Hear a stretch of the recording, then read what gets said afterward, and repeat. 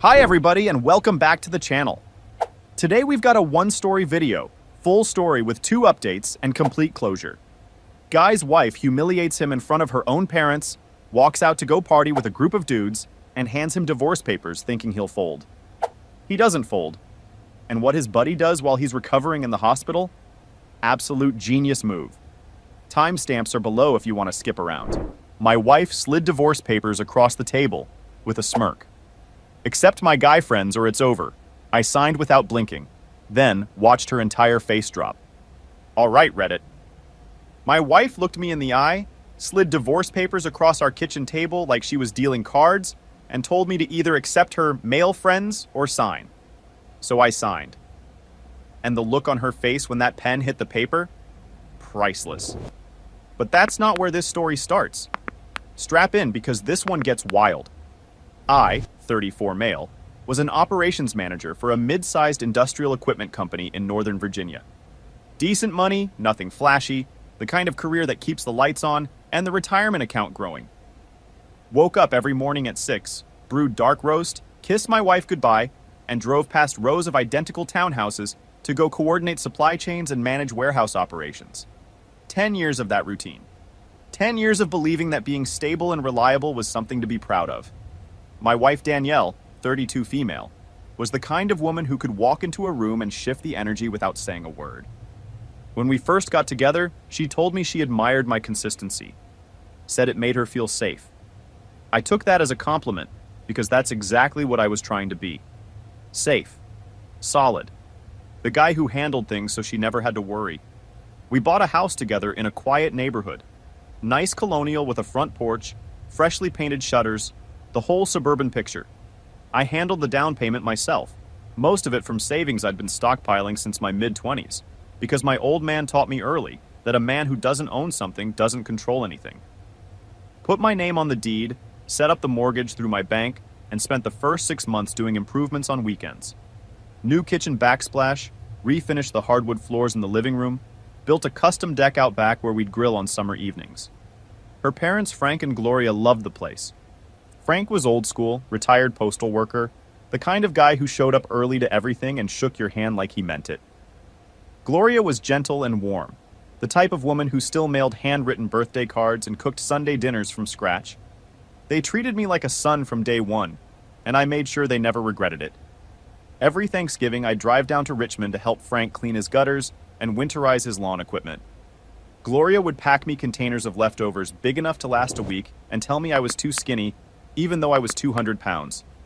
For years, everything hummed along. We had our routines, our inside jokes, our lazy Saturday mornings where I'd make pancakes and she'd hog the crossword puzzle. I handled the finances, maintained the house, planned our vacations months in advance. Danielle worked in event coordination, which suited her personality. She was social, sharp, always the center of attention at parties. I figured we balanced each other out. She was the spark. I was the foundation. I did everything a husband is supposed to do. Fix things before they broke. Kept the savings growing. Made sure her car was serviced, the yard was clean, the bills were paid before they were due. I wasn't flashy about it because that's not who I am. I just handled things quietly and assumed she noticed. Looking back, the cracks started forming so slowly I barely noticed. Little comments here and there. "You're so predictable, Nate." Or she'd sigh when I suggested a quiet weekend at home instead of going out. She started spending more time with coworkers I'd never met, coming home later on weeknights. Nothing I could point to as a problem, just this low hum of dissatisfaction that got louder every month. Then came the dinner that blew everything apart. Frank and Gloria drove up from Richmond for a Saturday evening dinner. Gloria had been planning the menu for a week. She made her famous pot roast with all the fixings, the kind of meal that takes an entire day of love and attention. I set the table with the good china Danielle, and I got as a wedding gift, lit some candles, made the dining room look like something out of a home magazine. Frank even brought a pie from this bakery Gloria loved. We were 15 minutes into dinner, everyone laughing and eating, when Danielle's phone buzzed. She glanced at it, and something shifted in her expression. This little spark of excitement that had nothing to do with the people sitting at her table. She stood up without warning. "I need to head out for a bit. I set my fork down. You're not walking out right now. I absolutely am. Her tone was sharp and polished, like she was correcting a waiter, not speaking to her husband in front of his in-laws. We have your parents at the table, I said, gesturing toward Frank and Gloria, who were frozen mid-bite with their forks suspended in awkward silence. Frank had a piece of pot roast halfway to his mouth. Gloria's hand was hovering over the breadbasket. The whole room just stopped. They'll survive one evening without me. She was already sliding her phone into her clutch, checking her reflection in the dark screen. Friends? I repeated, feeling heat climb up my neck. Since when do friends outrank your family? She let out this dry laugh that didn't reach her eyes. Since I got tired of pretending this suburban fairy tale is enough for me. That line landed like a slap across the face. 10 years of building this life brick by brick, and she just called it a fairy tale. Like it was something childish I'd been playing pretend with. And the worst part was how casually she said it, like she'd been thinking it for months, and finally decided to let the words out for a walk. Gloria spoke up softly, her voice shaking. I cooked all day for this, sweetheart. We drove 2 hours to be here. Danielle sighed and rolled her eyes at her own mother. Mom, please, don't make this dramatic. I stepped closer and lowered my voice so only she could hear me. You get a call in the middle of dinner, and suddenly you need to run to some club. At least respect us enough to tell the truth. She crossed her arms, chin lifting in that familiar defiant angle. The truth is I'm bored, Nate. I'm suffocating. I didn't sign up to be displayed like a trophy wife at polite dinners forever. Frank cleared his throat, his deep baritone cutting through the tension like a foghorn. Danielle, that's your husband you're talking to. And I'm still leaving, she shot back without hesitation. Didn't even look at her father when she said it. The humiliation crept in slowly, like cold air under a door. Standing there in my own home, watching my wife choose flashing lights and loud music over a table set with her mother's china, I felt smaller than I ever had. If you walk out that door, I said carefully, don't expect me to keep pretending everything's fine. She paused for half a second, just long enough for hope to flicker, then grabbed her coat. I'm not asking you to pretend. I'm asking you to catch up. The front door slammed hard enough to rattle the picture frames from our honeymoon in Virginia Beach. Silence swallowed the room. Gloria set her napkin down with trembling hands. I don't recognize my own daughter, she whispered. Frank looked at me with eyes heavy with disappointment that wasn't meant for me. Son, you didn't deserve that. I nodded, though my throat felt tight. The pot roast sat untouched, steam fading into nothing, just like the illusion I'd been clinging to. I stood under the porch light, watching Frank and Gloria walk slowly to their sedan, both of them carrying the weight of a dinner that shattered in under 5 minutes. Gloria turned back to me, her eyes glassy. I'm so sorry, Nate. You don't owe me an apology, I replied. Frank placed a firm hand on my shoulder, the kind of grip that said more than words ever could. Whatever this is, son, don't let it make you small. After their taillights disappeared, the house behind me felt hollow. I walked back inside and stared at the untouched plates, the folded napkins, the candles still burning like they were stubborn enough to pretend nothing had changed. I grabbed my keys instead of cleaning up. The engine roared louder than usual when I backed out of the driveway. By the time I hit Route 50, the sky had opened up in sheets of rain. The wipers thrashed back and forth, barely keeping up. Her voice replayed in my head with cruel precision. I'm bored, Nate. I'm suffocating. I spotted the place easily, bass vibrating faintly even through the storm. A line of people huddled under the awning, laughing like life was simple. I parked across the street and killed the engine. For a second, doubt crept in. What was I expecting? An apology? I stepped out into the rain, letting it soak through my shirt, and crossed the street toward the thumping music and flashing lights. I pushed through the heavy glass doors, and the bass hit my chest like a second heartbeat. The place smelled of citrus and cologne. Neon strips ran along the ceiling, washing everything in artificial color. Bodies everywhere. Laughter mixing with music that was so loud you could feel it vibrating in your teeth. It took me a moment to adjust, but once I did, I saw her clearly.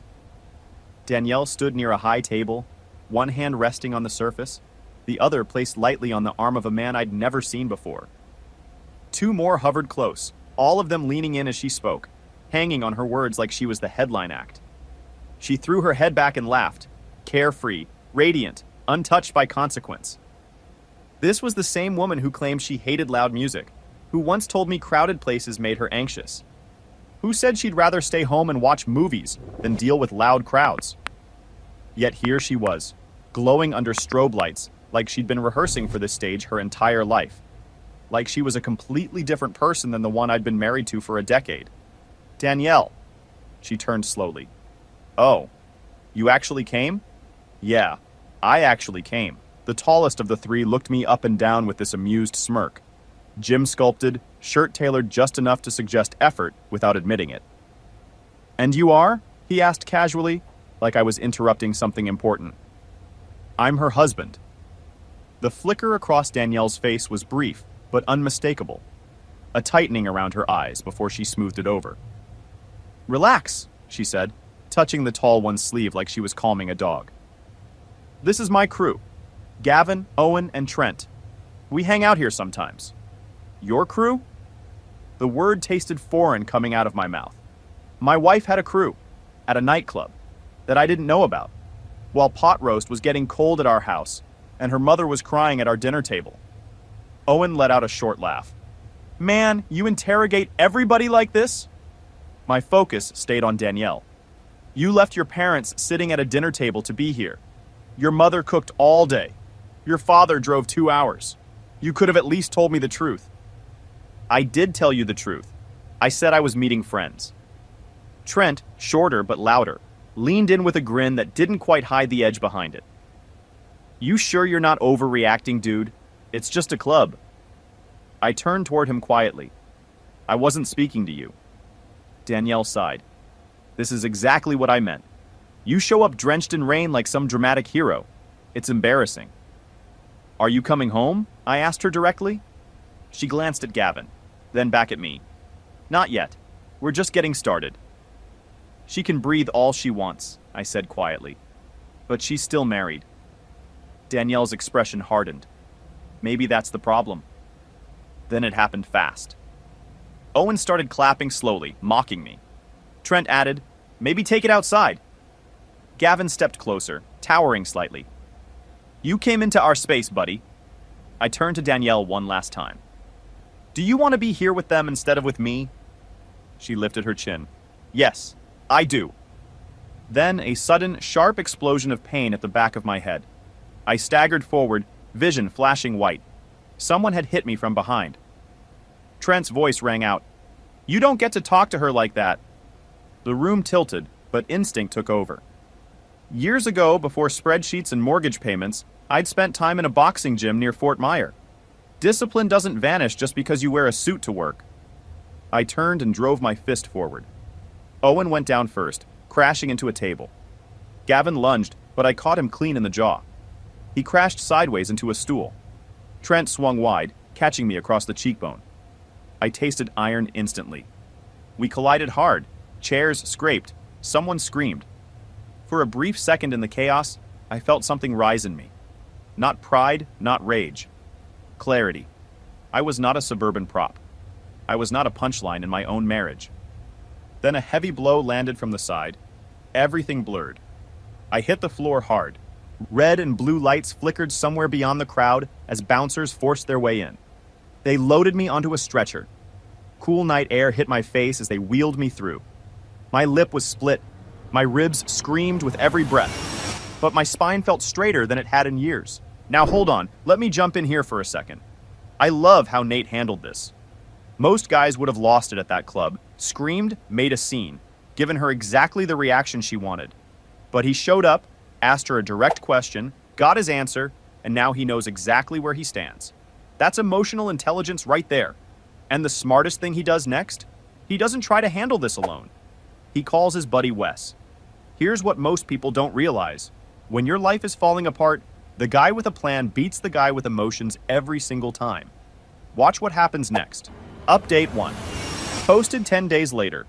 I woke up in a hospital room with fluorescent lights humming above me and the taste of iron still lingering. My ribs were wrapped tight, my cheeks swollen enough to distort the edge of my vision, and every breath reminded me that pride has a physical cost. A heart monitor beeped steadily to my left, indifferent and rhythmic, like it was keeping score of something I didn't want to count. Danielle hadn't come. That realization settled in slowly, heavier than the bruises. No missed calls, no texts, no awkward voicemail asking if I was okay. Just silence. I stared at the ceiling tiles and replayed the night. But this time without the music or the flashing lights. Just her voice. Yes, I do. Around 2 in the morning, the hallway outside my room went completely quiet. Pain pulsed dully beneath the medication, and something clicked. If she could walk out on her parents without blinking, what would stop her from turning our home into her personal playground while I was stuck in here recovering? The next morning, the door creaked open. "Well, you look like you lost an argument with a freight train." Wes Caldwell stepped inside. Tall, broad-shouldered, still carrying that quiet steadiness he'd had since we served together years ago. We'd done 2 deployments side by side, the kind of experience that burns away everything except what's real about a person. He'd retired from the Army and settled in Alexandria, close enough to show up without being asked, and solid enough to never make it awkward. Won the first 2 rounds, I muttered carefully. Lost the third. He pulled a chair up beside the bed. Heard about the club. Word travels. Everything travels faster when it's humiliating. Wes studied me for a moment. Not with pity, with assessment. That was his way. "She hasn't been here, has she?" I shook my head. "I've got a feeling," I said, lowering my voice, "that she's not sitting at home reflecting. I think she's going to make a spectacle of this at my house while I'm stuck in here. You want me to check on the place? I want you to keep an eye on it.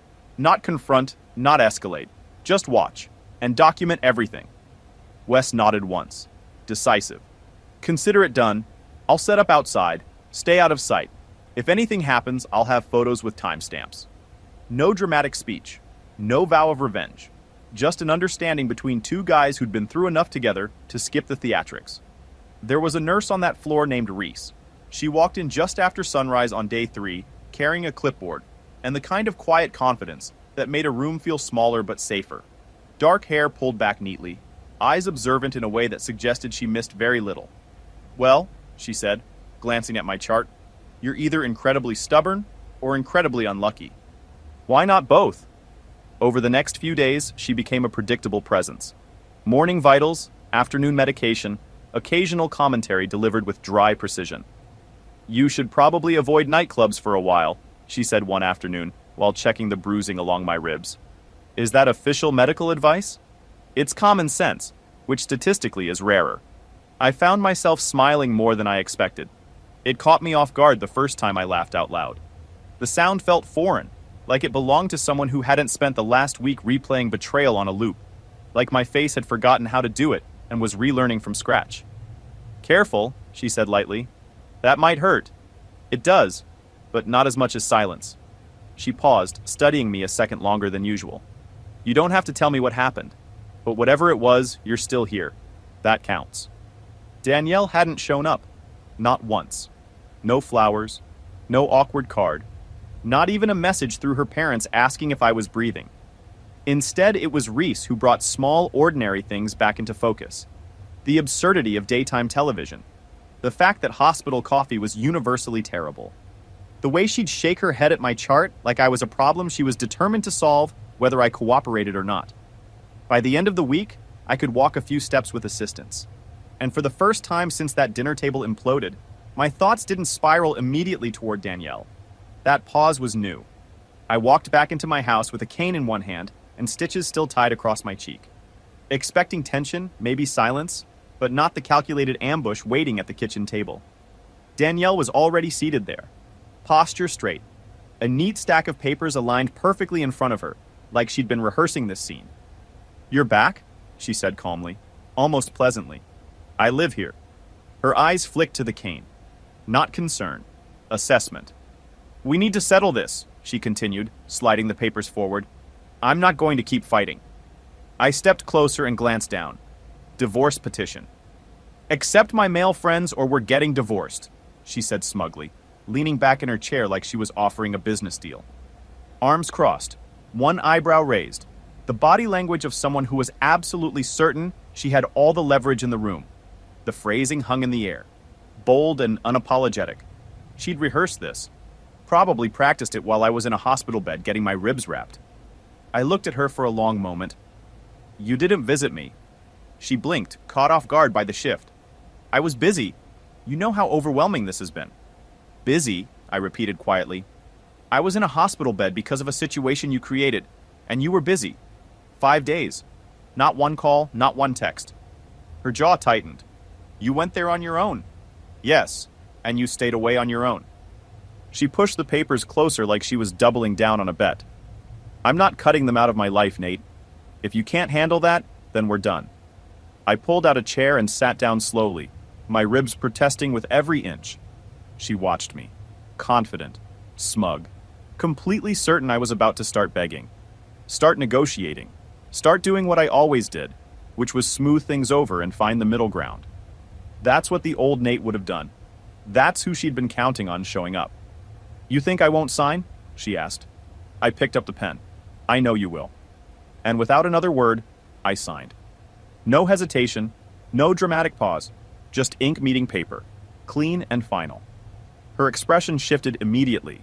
The smugness flickered, then collapsed, replaced by something far less certain. Her mouth opened slightly, eyes darting between my face and the signature on the page. This wasn't in her script.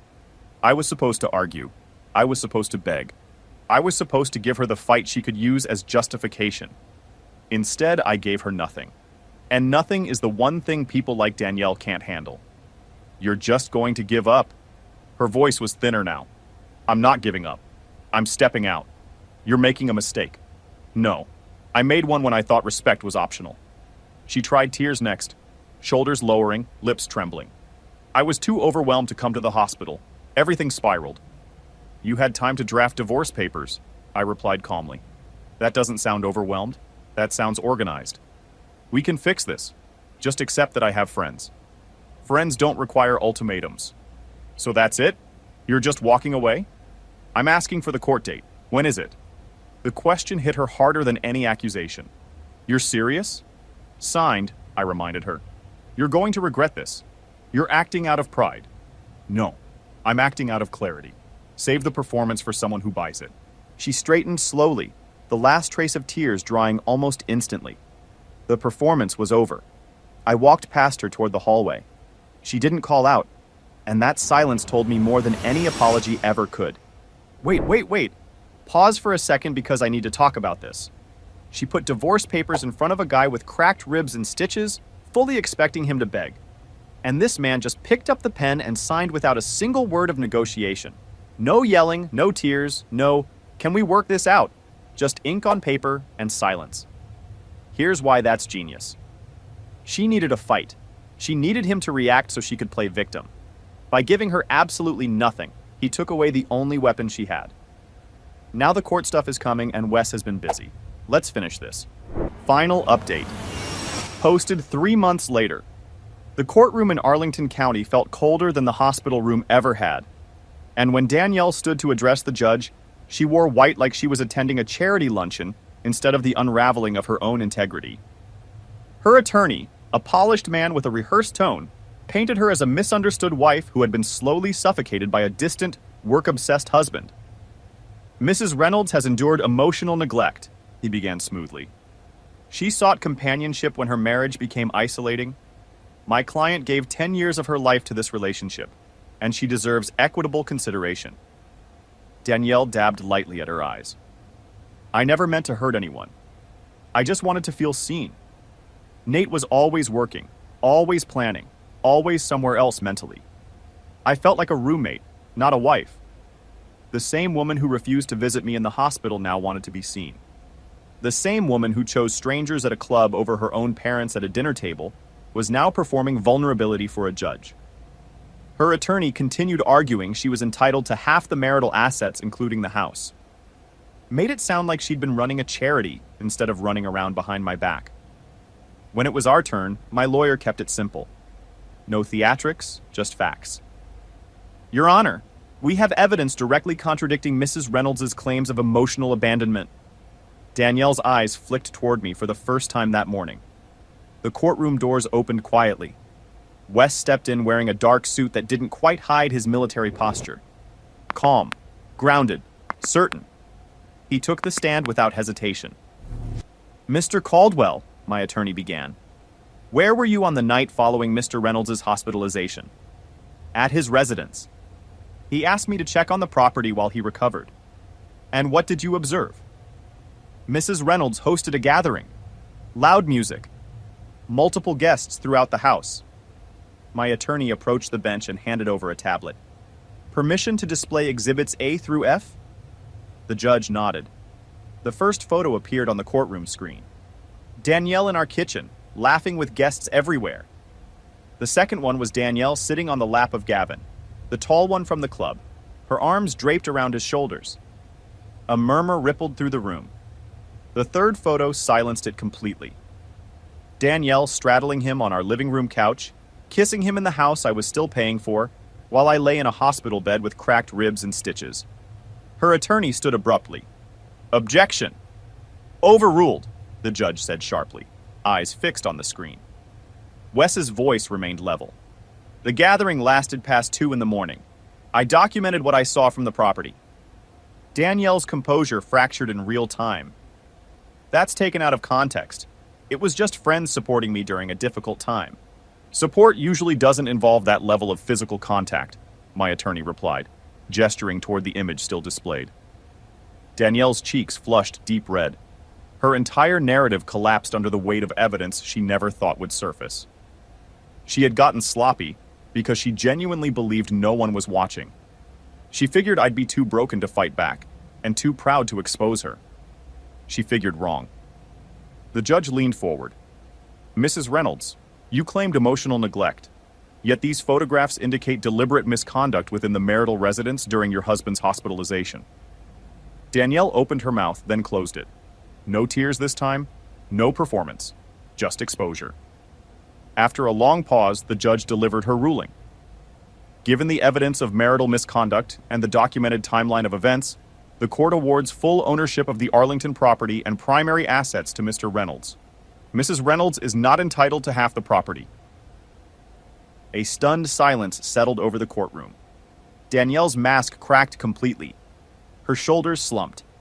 She looked at me, not angry, just shocked that the narrative she had curated so carefully had evaporated in seconds. As the gavel struck wood, sharp and decisive, I felt something unexpected. Not victory, relief. Because justice, when it finally arrives, doesn't shout. It simply stands there, undeniable. 2 hours after the gavel fell, Wes and I sat in a worn leather booth at a diner off Wilson Boulevard. The kind of place that served burnt coffee without apology and didn't ask questions. Rain tapped lightly against the window, softer than the storm that had started all of this. Wes stirred his coffee slowly. "You held it together in there." I didn't trust myself to speak much, felt safer letting the evidence do the talking. He gave a small nod. Evidence tends to be less emotional. I leaned back against the booth, ribs still tight but manageable. Those photos, the timing, the angles, you made it look easy. Wes allowed himself the faintest smirk. It was straightforward. They were loud, careless. Half of them couldn't stand straight. I walked in like I belonged and documented everything from the front yard through the windows. She never closed the blinds, not once.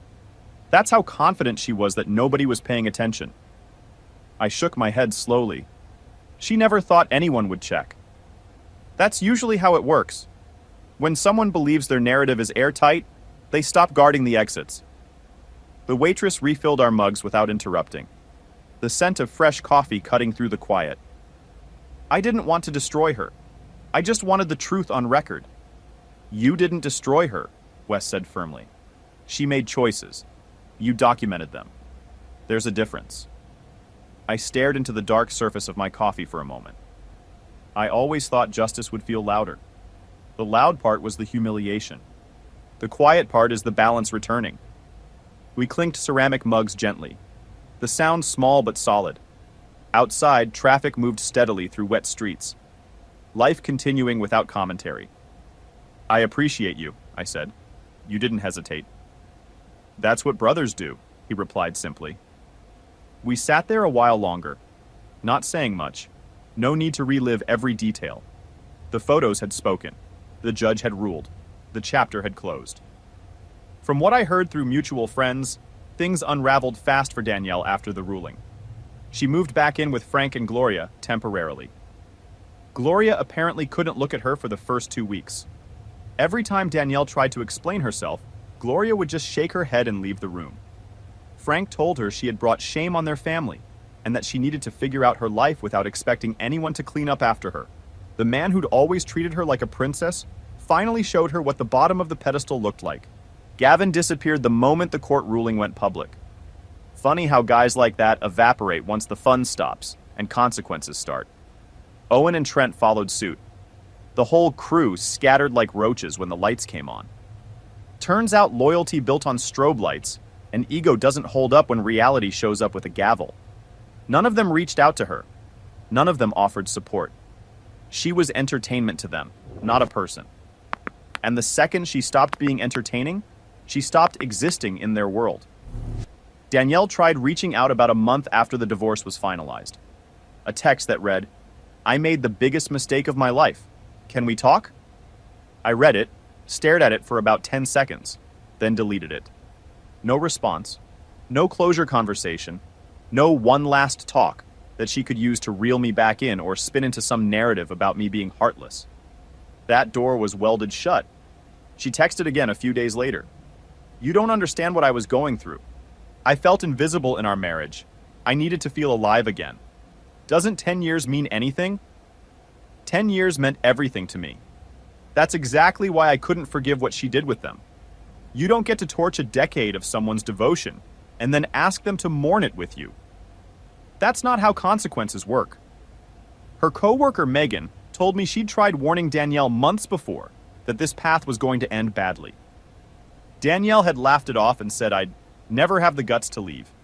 That one stung and satisfied at the same time. She'd been so convinced I was predictable that she gambled the whole marriage on it. And lost. Megan also told me something that filled in a missing piece. Danielle had been going to that club for almost 4 months before the dinner blow up. 4 months of living a double life while I sat at home thinking we were just going through a rough patch. She'd built an entire social world that didn't include me, surrounded herself with people who validated her worst impulses, and treated our marriage like a costume she could take off whenever she wanted to play a different character. The dinner wasn't a breakdown. It was planned. She'd been waiting for an audience. As for me, I threw myself into work. Got offered a senior role managing a major client account, which meant better pay and more responsibility. Started going back to the gym regularly. There's something about physical exhaustion that quiets the noise in your head. Every rep was one less thought about what she did. Wes and I made the diner a weekly thing. Every Thursday, same booth. He never once brought up the court stuff unless I did first. That's the kind of friend you keep for life. About a month after the divorce was finalized, I walked back into that Arlington hospital. Not for stitches this time. I had a small bouquet of autumn lilies in my hand and a steadier heartbeat than the last time I'd crossed those floors. Reese was at the nurse's station reviewing a chart. "Well," she said without looking up, "if you're here for a rematch, I'm off duty." I was hoping for something less violent. Dinner, somewhere quiet, no neon lights, no ambulances. She looked up, surprise softening into a smile. "You look different." "I feel different." She studied me for a moment. Then she smiled. "I was hoping you'd ask. I've got a soft spot for stubborn men who don't quit." We grabbed dinner at a quiet spot in Old Town. Nothing fancy, just good food and honest conversation. She didn't ask about the divorce. I didn't volunteer details. We just talked like two people who had both seen enough of life's chaos to appreciate something calm. My house felt different when I walked in that night. Not empty, just mine. I'd repainted the dining room a deep navy blue that Danielle would have vetoed. Hung some photos of me and Wes from our army days on the wall where her art used to be. Even set up a small workshop in the garage where I'd been restoring an old Jeep CJ7. I picked up at an estate sale. Something about working with my hands, the grease, the rust, the satisfaction of making something broken run again, felt right. Frank actually called me about a month after the divorce, not about Danielle. He just asked how I was doing, said Gloria missed me, and told me I was always welcome at their table. That phone call meant more than he probably knew. I heard Danielle eventually moved into a small apartment on the other side of town, working the same job, living a smaller life, and from what people said, spending most evenings alone. The club scene apparently lost its appeal when there was no stability to rebel against. Turns out being free is a lot less fun when freedom means a one-bedroom apartment and a credit card bill that used to get paid by someone else. Funny how that works. The thing she was running from turned out to be the thing holding her whole life together. Sometimes the best revenge isn't revenge at all. It's just standing back up, dusting yourself off, and building something that belongs entirely to you. Danielle wanted me to beg, wanted me to crumble when she slid those papers across the table, wanted me to prove her right, that I was predictable and boring and too soft to fight back. She was betting on the old Nate, the one who smoothed things over, the one who cleaned up messes he didn't make. Instead, I signed, and watched her whole world shift. She handed me the pen expecting surrender. What she got was freedom. Mine. And that is where this story ends, folks. Here's my takeaway. Danielle's biggest mistake wasn't the club or the guys, or even the cheating. It was underestimating a quiet man. She confused his patience with weakness, his stability with stupidity. And by the time she realized the difference, a judge was already reading her the ruling. If you're ever in a situation like this, learn from Nate. Don't react. Document. Have people in your corner. And when someone hands you divorce papers thinking you'll break, sign them with a steady hand and walk out with your dignity intact. Like the video, subscribe, and I'll see you guys in the next one. Peace.